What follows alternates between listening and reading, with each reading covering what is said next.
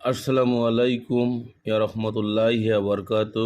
ওয়ালাইকুম আসসালাম ইয়া রহমতুল্লাহি ওয়া বারাকাতু।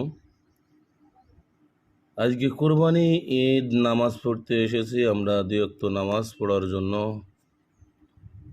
গ্রাম থেকে মাঠ ভেঙে আমরা এসেছি, সবাই কাঁধে কাঁধ মিলিয়ে আমরা ঈদের নামাজ শেষ করলাম।